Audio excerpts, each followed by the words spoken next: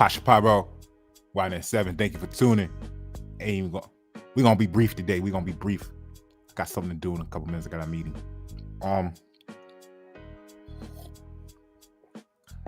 Just wanted to.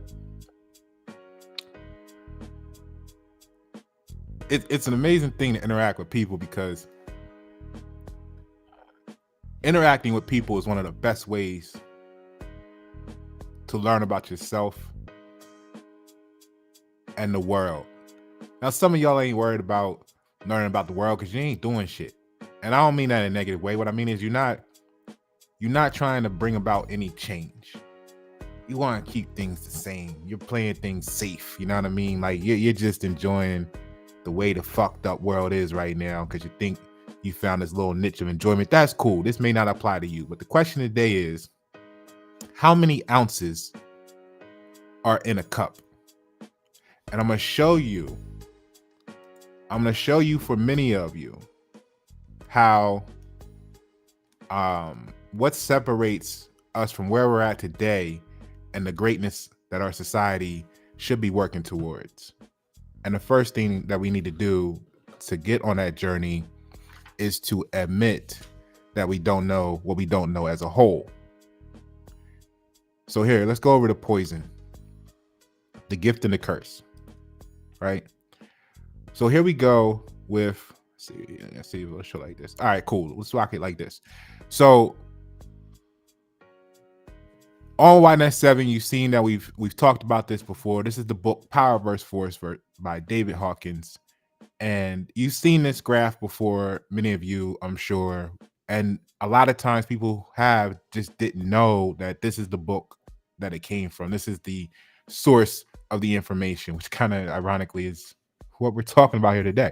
So you've seen it in color form where they have different levels, the numbers. It starts with shame and guilt and apathy and goes up to enlightenment, and they have numbers. They calibrated human emotion. They gave it numerical values and put it on a chart or a graph or whatever, right? A tier. Well, this is the issue with society, right? Is if you don't know what you don't know, which is really everybody, but how many people can start and say to themselves they don't know what they don't know? That's problem number one, right? That's really the ultimate problem. Because how far can the human eye see? I would even have to Google that right now. But how far can the human eye see? Matter of fact, you gotta excuse me. I'm just, when I have a question, I kind of want to know. I know some people go with what they believe, right? But let's see what we know. How far can the human eye see? And we know this may not be exact. I'm just going to grab the first.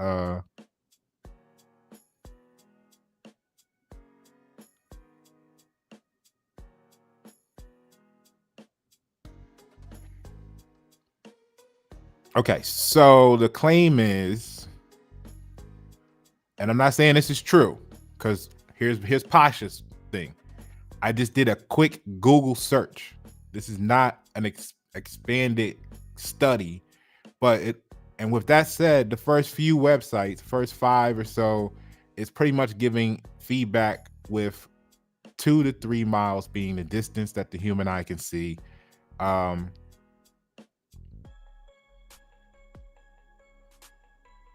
And some is blaming that on the curvature of the earth, which who knows if that's true or not, whatever. But they're saying 2 to 3 miles, right? So my point is, if you can only see 2 to 3 miles, then you have to have trust in what's beyond your field of vision, right? The question now is are you trusting in a belief, or are you trusting in knowledge of? And that's what causes problems with society, right? See, I'm not saying I live in enlightenment full time. Like, I'll be having my moments, but you bounce back. You got a buoyancy. So those who have a natural buoyancy, enlightenment, and the omnipresence, the connection with the infinity, the truth.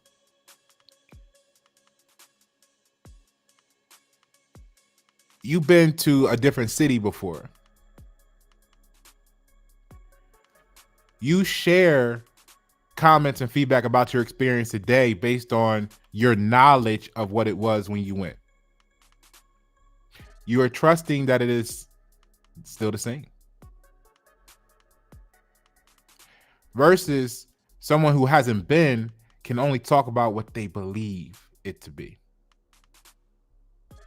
Now, the question is, how do you define been there?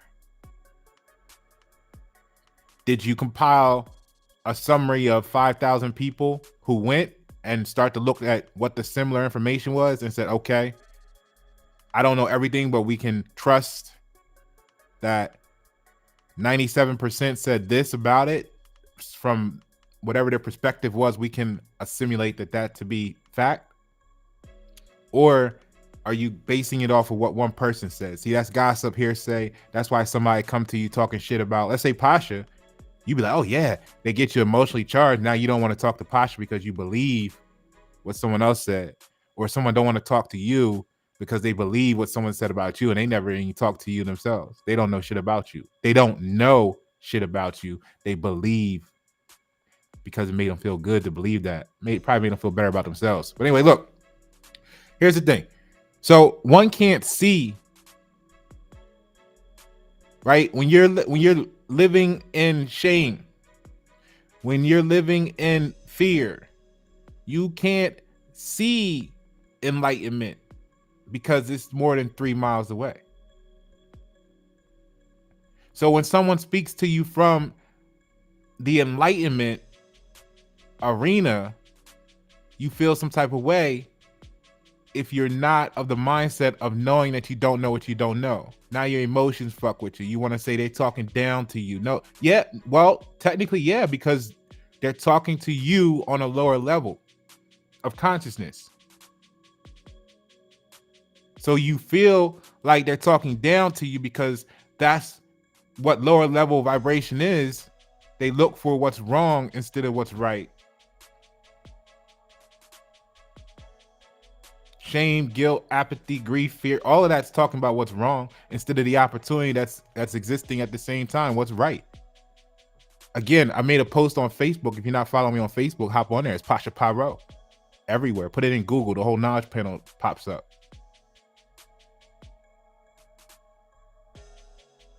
Now, why is this important? I'm going to share with you why it's important. And then I'm going to get up out of here. What does it look like in real life? This is what it looks like in real life.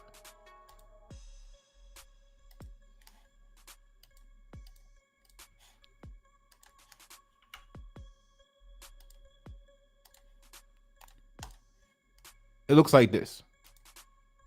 See, this is common sense. This is what common sense looks like. Doesn't it look so inviting and friendly? Right? It's bustling. It's the heat of the night. It's surrounded by people. It's busy. It's activity. Yeah. This is a great feeling when all you know is common sense. But what you know is that on this ground level is a bunch of different shit that you know nothing about. You don't know nothing about that person in the blue jacket, in the on the left, the right, the chick with the shorts on. You don't know if they true, false, a liar. You don't know nothing about them. That's common sense. But it looks so good and friendly. When you look up above you, you see the lights in the building, right? That's the lights of others above. That's the higher levels, let's say, representing it. If this was a tarot reading, you have the light enlightenment of others on different levels. Now, how do you feel about that? Do you see that as an opportunity to learn, or are you going to say they looking down on you? Well, you're the one on the street level. So it might be true. It might be a true statement. But the question is, are your emotions getting in the way of the opportunity for you to join them?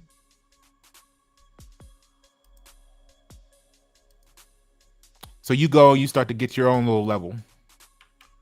Now what happens is you on top of a 6-story apartment. You got the apartment building on top. You got the penthouse on a 6-story apartment. The people in the building, they look up to you because you're on the top floor. But it's only 6 floors high. But now your ego all fucked up because you're on the top floor of 6 floors, so you feel like you're the shit. Right? Who can tell you what? This is the view you got. Right?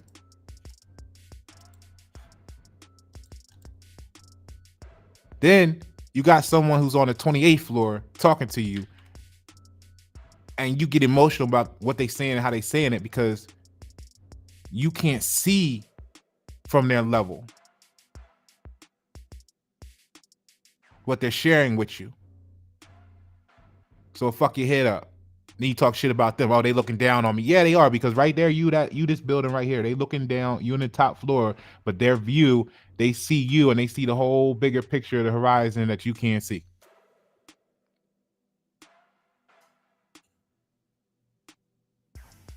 But see, here's what makes a difference. You see this building right here? This person here has the opportunity, just like you did, to say, wow, look at the top of that building. They're up there. What can I learn from them? And maybe you learn that how they got there is a path that ain't morally for you. So you good with the climb you going on. Or maybe they have information that can help you, so you want to learn that too. But the question is, do you say to them, because they're up there, they're looking down on you? Or when they talk to you, do you get judgmental about how they said it because you don't realize that their perspective is greater, their field of view is greater? So now you all emotional. And what happens when you go out here to the moon? See? Then they want to be like, oh, you all on the moon all the time. You can't connect with us down here on the ground level.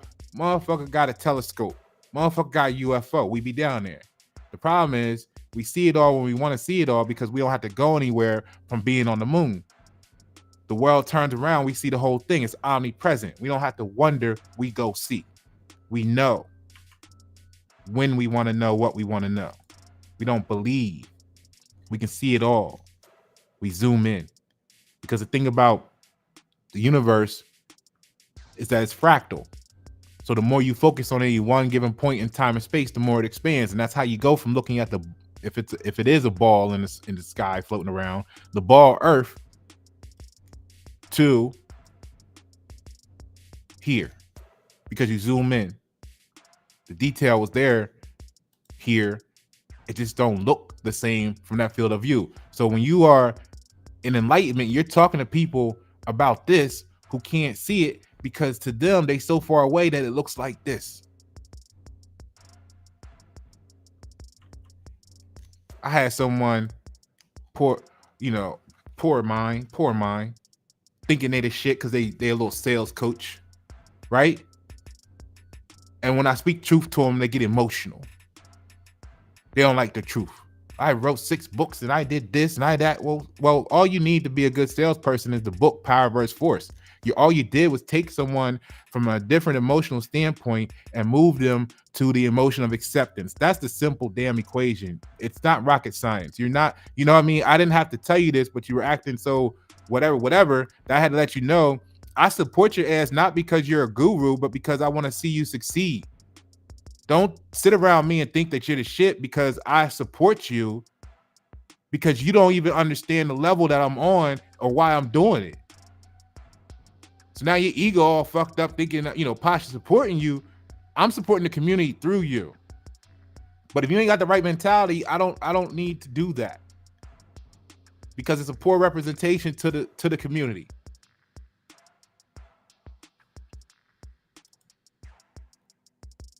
Then they call me. Oh,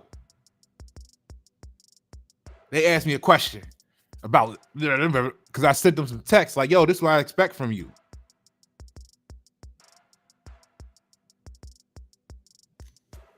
So then the first thing they said when I was done speaking was, they called me and asked a question and they only talked for 15. This is literally what they said. They said, I called you to ask a question and I only spoke for 15 seconds.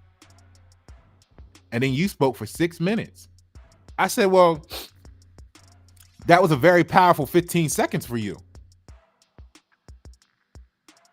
And the answer to your question that you asked in those 15 seconds took me 6 minutes to give you clarity on, from decades of experience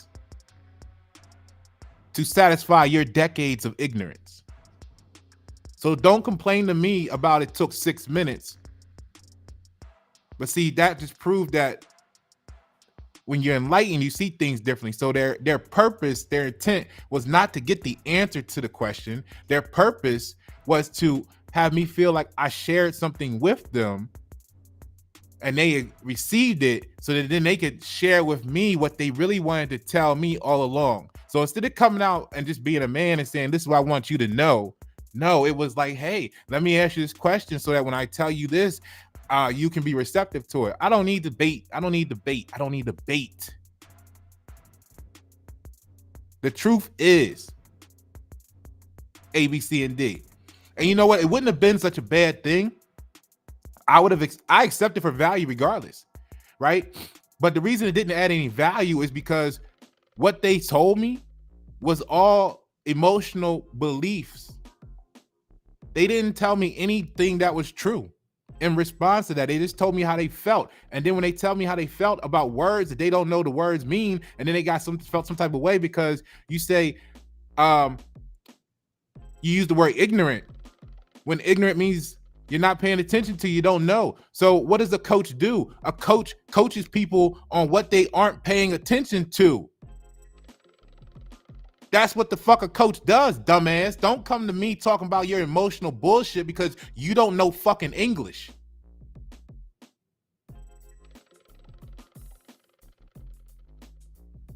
But I'm the bad guy and I don't give a fuck if that's how you feel, because if you want to stay in that role when I give you the opportunity to grow,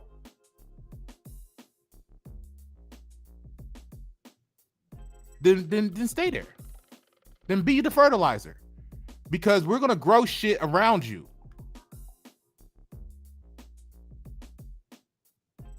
So yes, the truth was what I said it was, and I stand on what I say because I only speak the truth, or else I'll tell you I don't fucking know. I don't come to nobody with emotional bullshit.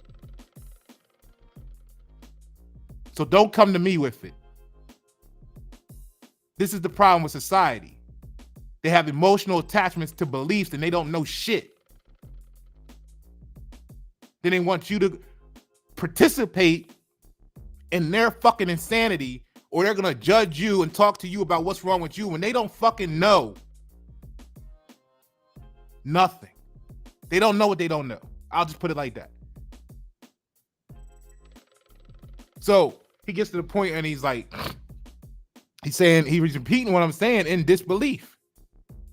And that's cool. I accept it for value. Like, he's shocked that I'm just being true about the matter, right? But the reality is, it is disbelief. It is his disbelief. It is not his belief, because his belief ain't the truth. So I accept that you're in disbelief, because the word disbelief means it's not your belief. And I know that because that's why I told you the truth instead of what you fucking believed.